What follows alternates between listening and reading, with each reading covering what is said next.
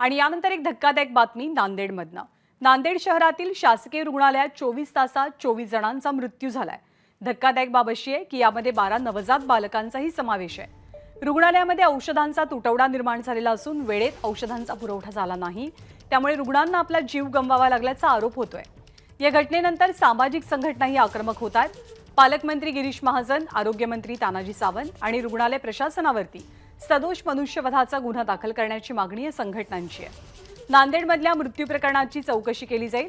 छत्रपती संभाजीनगरच्या घाटी रुग्णालयातील 3 सदस्यीय चौकशी समिती नांदेडमध्ये येणार असून मृत्यू पाठीमागची कारणं शोधली जातील।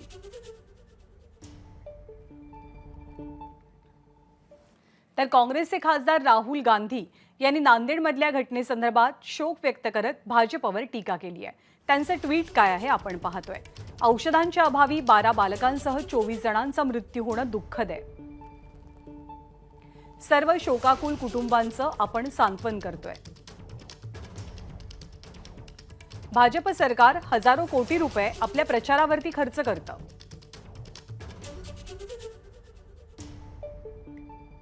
पण मुलांच्या औषधांसाठी पैसे नाहीत का असा सवाल राहुल गांधी विचारतायत। भाजपसाठी गरिबांच्या जीवांची काहीच किंमत नाही असा आरोप त्यांनी केलाय।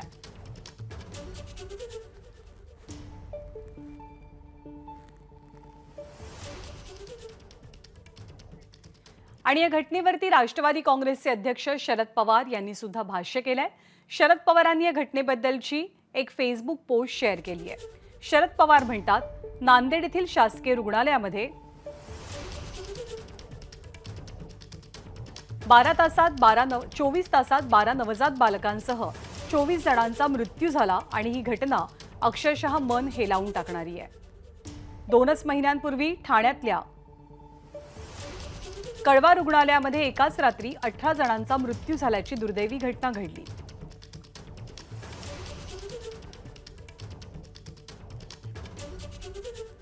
घटनेला गांभीर्यानं न घेतल्यामुळेच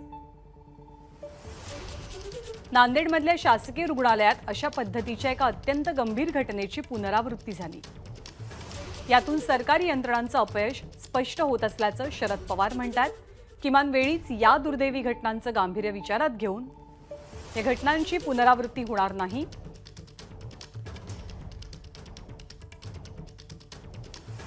यासाठी ठोस पावलं उचलली जावीत, याकडे राज्य सरकारनं लक्ष देणं आवश्यक असल्याचं शरद पवार म्हणतात। तर राज ठाकरेंनी सुद्धा नांदेडमधल्या घटनेसंदर्भात आपली प्रतिक्रिया नोंदवली आहे। राज ठाकरे काय म्हणतात आपण पाहूया। या घटना फक्त नांदेड, ठाणे, मुंबईत नाहीत तर त्या सर्वत्र आहेत। 3 इंजिन लावून राज्याचं आरोग्य जर व्हेंटिलेटरवरती असेल तर मग उपयोग काय? सरकारच्या 3ही पक्षांनी स्वतःचा पुरेसा विमा उतरवल्यामुळे त्यांना कसलीच काळजी नाहीये, पण महाराष्ट्राचं काय?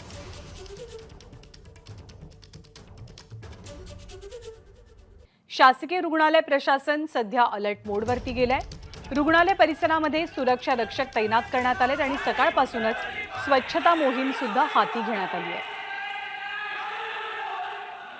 24 तासात 24 मृत्यू झाल्यामुळे प्रशासन हादरून गेलंय। रुग्णालय परिसरातनं आत्ताच्या परिस्थितीचा आढावा घेतलाय आमचे प्रतिनिधी पंकज क्षीरसागर यांनी। नांदेडच्या डॉक्टर शंकरराव चव्हाण शासकीय वैद्यकीय महाविद्यालय रुग्णालयात 24 तासात 24 रुग्णांच्या मृत्यूच्या प्रकरणानंतर रुग्णालय प्रशासन अलर्ट मोडवर आलेलं आहे। कारण आज चौकशी समिती जी आहे ती चौकशी समिती इथं येऊन या सर्व प्रकरणाची माहिती घेणार आहे, चौकशी करणार आहे। मृत्यू नेमके कशामुळे झाले, जे काही इथले अधिष्ठाता आहेत यांनी जे काही माहिती दिलेली आहे, या रुग्णांची यादी तयार करून त्यांचा वय असेल, त्यांचं नाव असेल, त्यांचा मृत्यू कशामुळे झाला हे सगळं त्यांनी दिलेलं आहे। अतिशय क्रिटिकल कंडिशनला हे रुग्ण इथं आणल्यामुळे त्यांचा मृत्यू झाला असा दावा त्यांनी केलाय। मात्र रुग्णालयामध्ये जी काही कमतरता आहे, मग ती औषधांची असेल, डॉक्टरांची असेल, नर्सेसची असेल, या सर्वांच्या बाबतीत काय निर्णय होणार, सरकार याबद्दल काही निर्णय घेणार का, इथल्या औषधांचा पुरवठा करणार का? कारण रुग्णांच्या नातेवाईकांनी असा आरोप केलेला आहे की इथं औषधांचा तुटवडा आहे, जे काही महत्त्वाचे औषधं आहेत ते बाहेरून आणावे लागतात। त्यामुळे या सर्व गोष्टींचा उहापोह होऊन हे प्रश्न निकाली निघाल का? कारण इथलं अतिशय महत्त्वाचं हे रुग्णालय आहे आणि सिटी स्कॅन मशीन इथली बंद आहे, इतर सुविधा किंवा डॉक्टरची कमतरता आहे, याची पूर्तता होणार का? आणि जे काही 70 रुग्ण जे अत्यवस्थ आहेत त्यांची व्यवस्था किंवा रुग्णांचा मृत्यू होऊ नये म्हणून रुग्णालय प्रशासन काय काळजी घेणार हे बघावं लागणार आहे. आज चौकशी समिती छत्रपती संभाजीनगर येथील घाटी रुग्णालयातील 3 डॉक्टरांची समिती आज इथे येणार आहे आणि त्या समितीच्या चौकशीनंतर पुढची कारवाई काय होणार हे कळेल. कॅमेरा पर्सन विशालसह पंकज क्षीरसागर, एबीपी माझा, नांदेड. तर नांदेडच्या शासकीय रुग्णालयामध्ये 24 तासात 24 जणांचा मृत्यू झाल्यामुळे राज्यभरामध्ये खळबळ माजली आहे. या मृतांमध्ये 1 ते 2 दिवसांच्या 12 बालकांचाही समावेश आहे. 30 सप्टेंबर ते 2 ऑक्टोबर दरम्यान एकूण 31 रुग्णांचा मृत्यू या रुग्णालयात झाल्याची माहिती समोर येते, ज्यामध्ये 16 नवजात बालकांचा समावेश असल्याची माहिती मिळते. अधिक माहिती देण्यासाठी राहुल कुलकर्णी आपल्यासोबत आहेत. राहुल, कालपासून चर्चा होते 24 मृत्यूंची, पण हे मृत्यूंचं सत्र नांदेडच्या रुग्णालयामध्ये नेमकं कधीपासून आणि कसं सुरू आहे? मी काल ते जे तिथले अधिष्ठाता आहेत, त्याला डीन आपण म्हणतो, त्यांच्याशी बोललो. त्यांचं असं म्हणणं आहे की पेरिफेरी जे असते, म्हणजे एखाद्या रुग्णालयाच्या आजूबाजूला विदर्भातनं पण, मराठवाड्याच्या वेगवेगळ्या जिल्ह्यातनं, लातूर जिल्ह्यातनं पण रुग्ण तिथं येतात, अगदी तेलंगणातनं येतात. आणि त्यांचं असं म्हणणं होतं की हे रुग्ण येतात ते बहुतेक वेळेला शेवटच्या क्षणी येतात. त्यांनी हेही सांगितलं की काही खाजगी रुग्णालयामध्ये, हे वास्तव पण आहे की खाजगी रुग्णालयातला मृत्यूचा दर कमी व्हावा म्हणून मग ते ऐन वेळेला असं म्हणतात की जे अत्यावश्यक रुग्णांना की तुम्ही आता तुमचा रुग्ण घेऊन जा, आणि ते बऱ्याच वेळेला शासकीय रुग्णालयाकडे पाठवलं जातं. आता ही जरी वस्तुस्थिती असली तरी मोठ्या कॅनव्हासमध्ये, कारण आपण तज्ज्ञ नाही आहोत, आणि त्या 31 पैकी जवळपास काल मृत्युमुखी पडलेल्या 24 जणांचे तपशील माझ्या हातामध्ये आहेत की जे रुग्णालयांनीच प्रसिद्ध केलेले आहेत.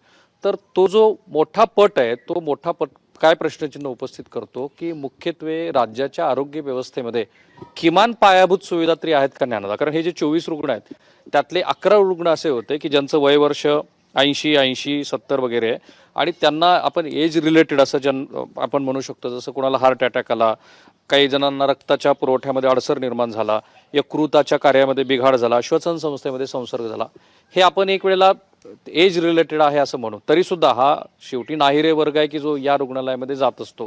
अहिरे वर्गातली जर खाजगी रुग्णालयामध्ये जाऊन उपचार घेत असतील, म्हणजे जे सदन आहेत, तर हे सुद्धा प्रोलॉंग घेतं. पण मुख्य आणि मोठा प्रश्न जो या रुग्णालयाने त्याचं उत्तर द्यायचं, ज्याला निओनॅटल आपण म्हणतो, जे नवजात बालक आहेत.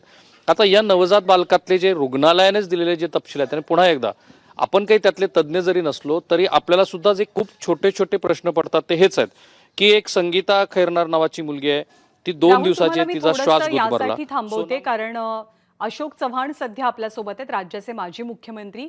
अशोक चव्हाणजी नमस्कार. नांदेडमधली घटना घडलेली अत्यंत दुर्दैवी आहे, ज्याबद्दल प्रतिक्रिया उमटू लागल्यात. तुमच्यापर्यंत या घटनेची नेमकी काय माहिती पोहोचली, तुमची प्रतिक्रिया काय आहे? मी काल सगळी माहिती मिळताच मी स्वतः रुग्णालयामध्ये मेडिकल कॉलेजमध्ये जाऊन आलो. तिथली परिस्थिती अतिशय गंभीर आहे, धक्कादायक आहे. ज्या काही घटना घडतात त्याच्यावर अजूनही नियंत्रण झालेलं नाहीये.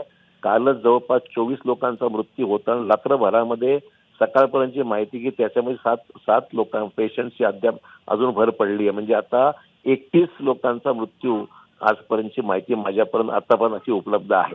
आणि शासनाकडून ज्या युद्ध पातळीवर कोरोनाच्या काळामध्ये आम्ही जे मागे केलं होतं त्याच युद्ध पातळीवर डॉक्टर्सची उपलब्धता नसतील तर खासगी डॉक्टर्सची पाचारण करणं, औषधं ताबडतोब डिस्पॅच करणं, तिथे नर्सेस अजून ट्रान्सफर केल्या, त्या जागा रिक्त आहेत, डॉक्टरच्या जागा रिक्त आहेत, रेग्युलर डीन नाहीये मेडिकल कॉलेजला, अस्वच्छ झालं तिथे आउटसोर्सिंग करून स्वच्छता ताबडतोब हे केली पाहिजे.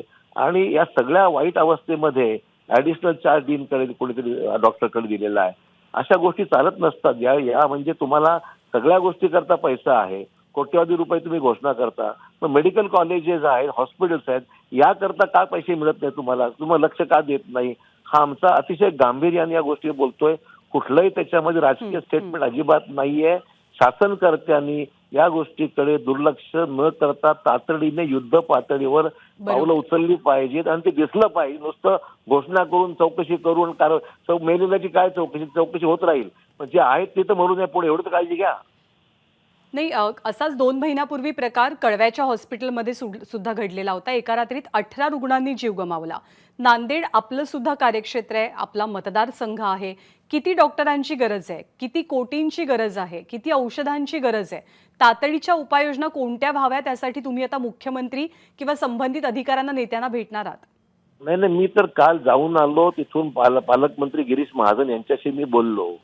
आता मला एक्झॅक्ट फिगर माझ्याकडे नाही वेकन्सीचा, पण डॉक्टर्स, नर्सेस आणि मेडिसिन्स या 3-4 गोष्टी आवश्यकच आहे. आणि अस्वच्छता एवढी आहे की तिथे सगळं घाणीचं साम्राज्य आहे.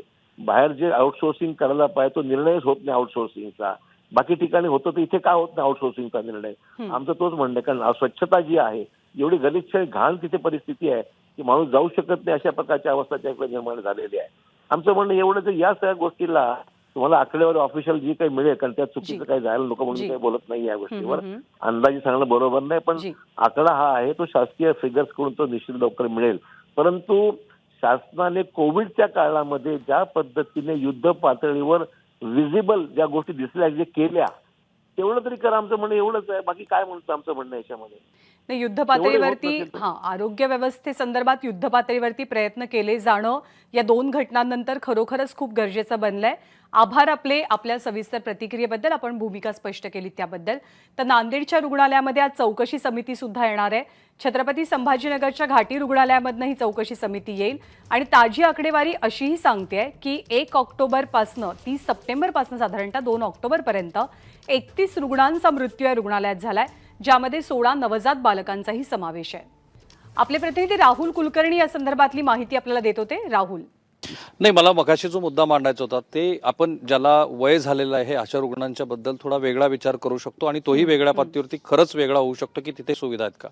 परंतु ज्याला निओनॅटल म्हणतो आपण, तर सर्वसाधारणपणे आता हे जे 19 रुग्णांपैकी जी कालची आपले 12 छोट्या नवजात बालकांची आकडेवारी होती, त्यात श्वास गुदमरला, जन्मावेळी ऑक्सिजन कमी, श्वसन विकारासह हृदयविकार, हृदयक्रिया बंद पडणं, श्वसनक्रियेत अडसर, श्वसन विकार, श्वसन प्रक्रियेत अडसर, प्राणवायूत अडथळा, रक्तसंसर्ग.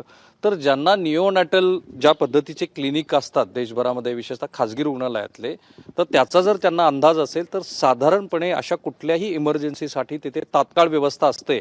आणि आपल्याकडे सुदैवाने आपण तो जो बालमृत्यू दर आहे तो काही राज्याच्या विशिष्ट भागात, विशेषतः विदर्भातला काही भाग वगळता इतरत्र आपण ते नियंत्रणात आणलेलं आहे. मग असं असताना शासकीय व्यवस्थेमध्ये ज्या रुग्णालयामध्ये नवजात बालकांचा जन्म होतो तिथे ती यंत्रणा नाहीये का, ह्या सगळ्यात मोठ्या प्रश्नाचं उत्तर आज या चौकशी समितीनं द्यायला हवं.